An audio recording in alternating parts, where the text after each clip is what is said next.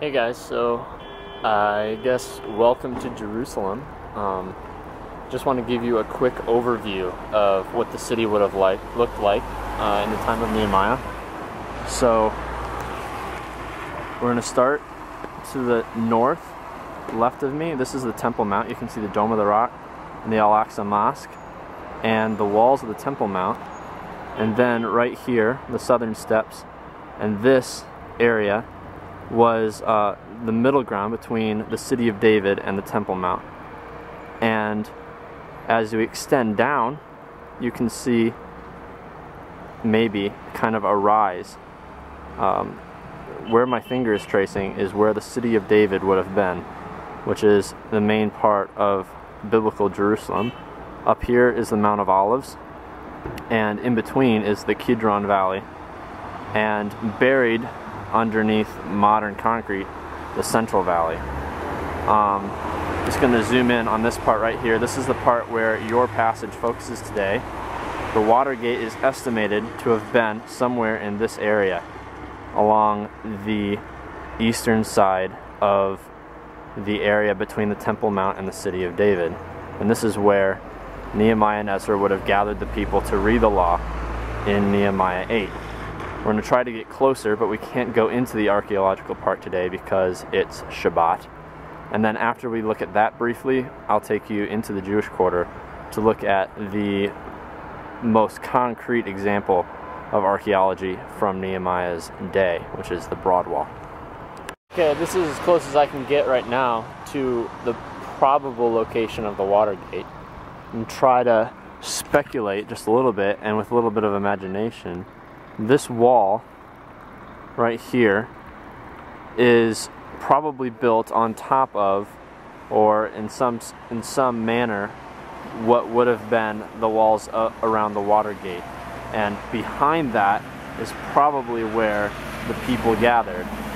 You can see the Herodian Temple Mount, which would have been further back in the time of Nehemiah, but you can still kind of, from this vantage point, get an idea of the viewpoint of the people, with Nehemiah and Ezra reading the law, the Temple Mount in the background, the water gate, and the great climactic reading of the law and rededication to the Lord.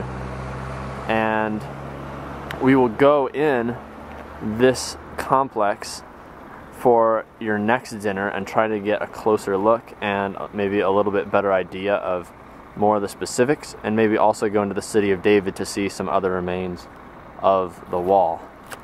And now we're going to try to go into the Jewish quarter and film the Broad Wall without offending anybody on Shabbat. We'll see how that goes.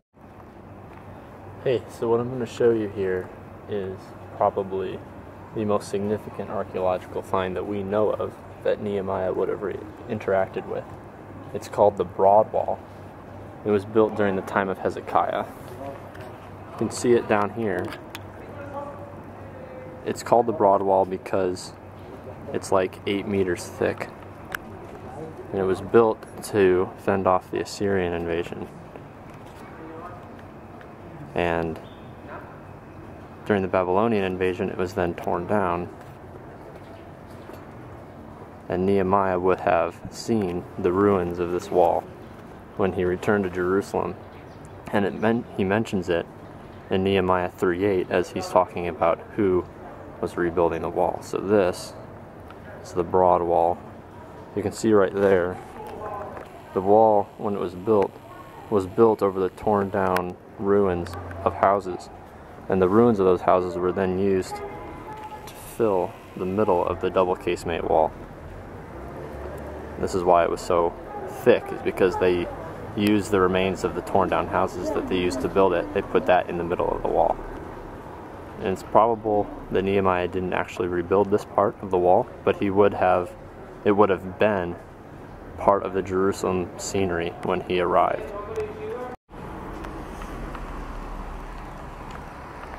So this is the slope of the city of David with the Kidron Valley, which this morning was covered in snow, believe it or not, because we got the most snow in 10 years in Jerusalem to this morning. And this is where I'll leave you, so Have a great time with Noel and the Habeckers. I miss you lots, and I'll see you next month.